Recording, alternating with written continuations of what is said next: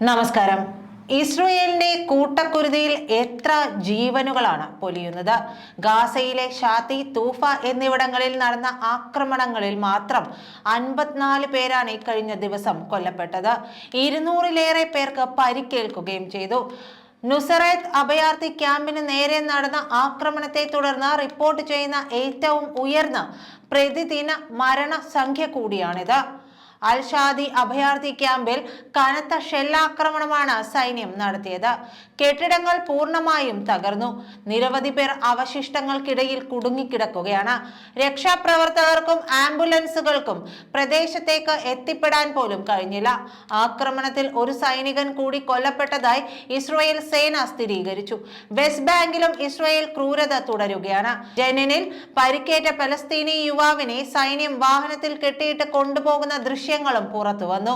വടക്കൻ വെസ്റ്റ് ബാങ്കിൽ ഇസ്രായേൽ പൗരനെ വെടിയേറ്റ് മരിച്ച നിലയിൽ കണ്ടെത്തുകയും ചെയ്തു. ലെബനനിൽ പടിഞ്ഞാറൻ ബെക്ക ജില്ലയിൽ ഇസ്രായേൽ നടത്തിയ ഡ്രോൺ ആക്രമണത്തിൽ ലെബനീസ് പൗരൻ കൊല്ലപ്പെട്ടു.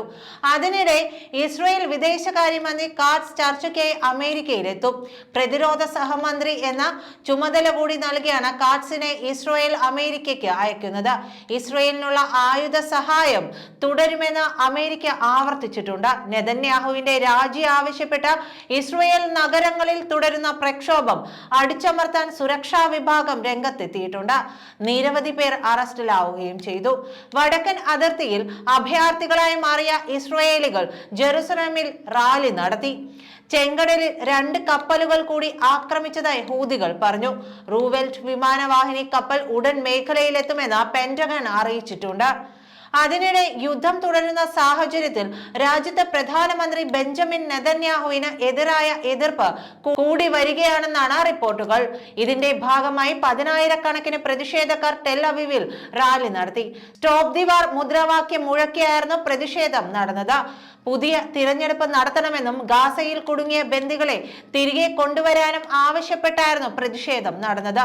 ഹമാസുമായുള്ള സംഘർഷം കൈകാര്യം ചെയ്ത രീതിയിലും യുദ്ധം നീളുന്നതിലും പ്രധാനമന്ത്രി ബെഞ്ചമിൻ നെതന്യാഹുവിന്റെ സർക്കാരിനെതിരെ വ്യാപക വിമർശനം തുടരുന്നതിനിടെയാണ് ഈ പ്രതിഷേധ പ്രകടനം ഉണ്ടായത്.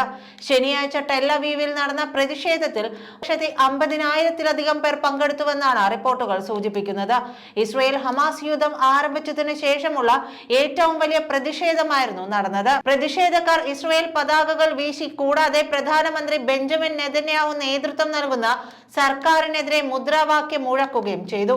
ഇസ്രായേൽ തുറമുഖം ഉപയോഗിക്കുന്ന ഒരു കപ്പലിനെയും വെറുതെ വിടില്ലെന്ന പ്രതിജ്ഞയുമായി ഹൂതികളും എത്തി.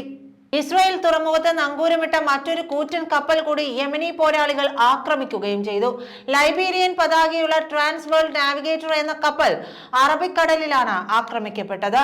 കപ്പലിലേക്ക് തങ്ങൾ തൊടുത്തുവിട്ട ബാലിസ്റ്റിക് മിസൈൽ നേരിട്ട് പതിച്ചതായി ഹൂതി സൈനിക വക്താവ് യഹ്യ സിറാവു പറഞ്ഞു.